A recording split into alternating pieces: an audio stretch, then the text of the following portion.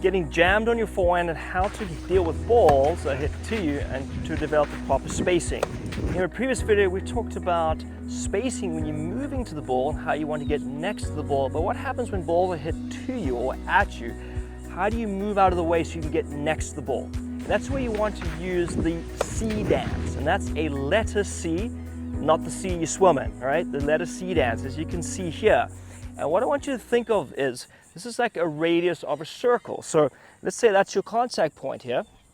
If I place my racket above that ball, I'll put it on my non-dominant arm, I want to keep the space as I move around so that now I can swing over that ball. So I've got spacing to the shot and I can transfer my weight forward into the court. So you can think about it this way, my racket on the ground is like a radius to that circle which I'm moving around. So I want to maintain the space. A lot of people make the mistake is they will do what they think is a C dance and they step right inside the circle. Now they're too close, all right? So what you want to do is you can start with both rackets in your hand, if you have both, or you just use your hand in the other one. I'm going to keep my racket head above the ball because remember with our spacing, we want that ball to be to the outside of our hand. So that racket sort of helps us to achieve that, right? Because that's our spacer and it helps us determine how far away from the ball we are as we move next to the ball. So I'm over here and we want to take rhythm steps and we want to maintain this distance. Initially, I want you to get into a neutral stance here, and as you do it, you prepare the racket so you can swing over the ball. And watch it again. So think of getting aligned in that neutral stance. So rhythm steps around, get your feet, get your shoulders around, and then swing over the ball.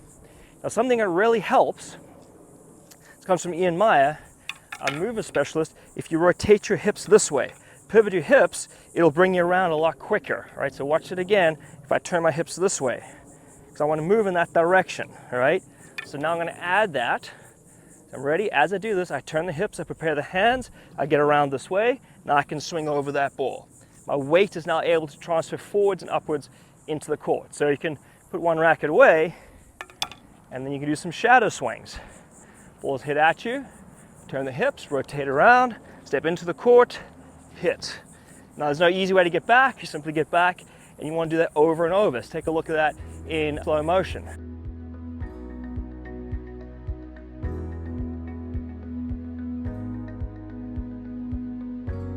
And then you can come back. Now what you can do is you can do a self feed. You simply drop the ball for yourself. Okay, so I'm over here. I split, turn the hips, I drop the ball down and up with the ball. Then I come back. And we'll do that again. Split, turn the hips, and then come back. And then we'll watch that in slow motion.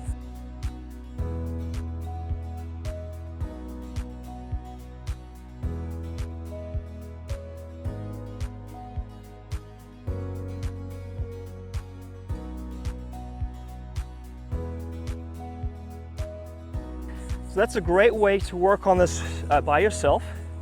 And then you can have a practice partner, we'll show you, who can toss the ball towards your belly button. We now got to move out of the way and then hit that shot. So let's take a look at that.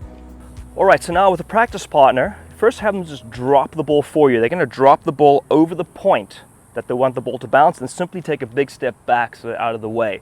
Now something that's really helpful when you have somebody hand feed the ball or drop the ball for you, try to anticipate the feed. So, I want to try and anticipate my practice partner, Georgia, dropping the ball. When I see he starts to open the hand, I start to move. When he starts to toss the ball, his arm will go back. I begin to move so I can anticipate the feed. All right, so I'm going to stand in the middle here. Georgia's going to try and drop the ball around about this spot. So I want to maintain that radius. All right, so I'm going to start my good ready position here. I anticipate his feet, I dance around it. And I want to try and get into a neutral stance. Ideally, feel how your feet are pushing into the court and you're pushing forward and up in the direction of your target.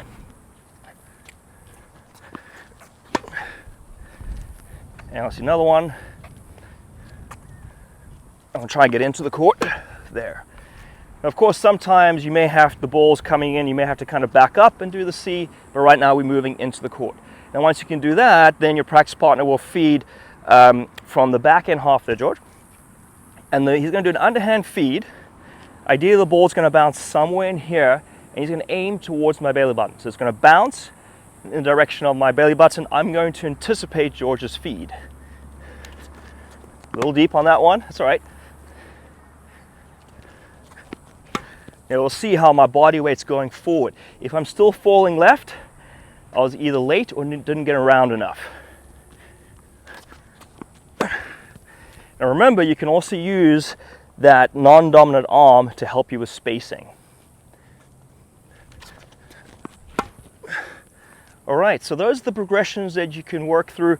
Then you can also, have your practice partner feed over the net, or set up a ball machine where it's fired right at you, and you're simply trying to make room, get in a position, prepare your hands, prepare your feet, so you can then push forwards and upwards in the direction of the court. Another thing you can do that helps with footwork, you can also alternate between a forehand and a backhand. So you get a similar feed. You can maybe have the practice partner switch sides, so you're working both sides equally, but I'm gonna hit one forehand, then one backhand, working that C dance, all right? Now you may wonder why on the backhand. Well, if you're looking to go down the line, or you're approaching and you're getting too close to the ball, it allows you to get around, to hit a nice offensive shot. So I get my weight going forward, I'm anticipating his feed, getting around.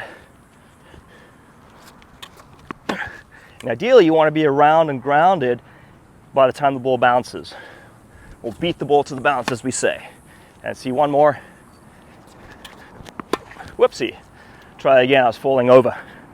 Try one more to the forehand, one more to the backhand.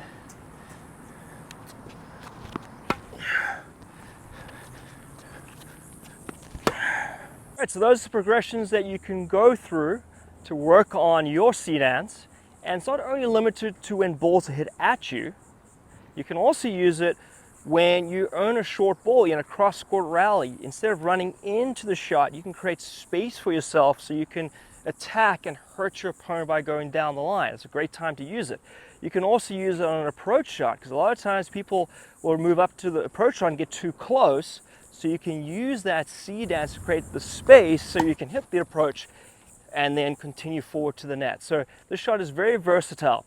Now, in this example, we just did what we call rhythm steps, where we didn't cross our feet simply because we weren't running around our backhand to hit a forehand. We're just trying to get in position when the ball's hit close to us. So when the ball's hit close to you and you're trying to get out of the way, you just want to keep your, what we call rhythm steps, get your feet and shoulders around so you can push with your feet in the direction of the court to help you to hit better shots where you're better spaced and you hit more power and more consistency. So thank you for watching this video. If you liked it, please hit the like button, or if you got something out of it, should I say. And once again, if you share this with your friends, we greatly appreciate it. Thank you for watching. Right now, we have a special trial of our OTI Digital Coach available for you. It not only gives you access to all our video courses and modules, but you will also receive your own personalized video analysis from one of our OTI certified instructors. Simply send us a video of the stroke of your choice during your trial, and you will receive a voiceover video analysis with laser-focused feedback on how you can transform that stroke into a real weapon. Simply click the link inside or below this video for all the details.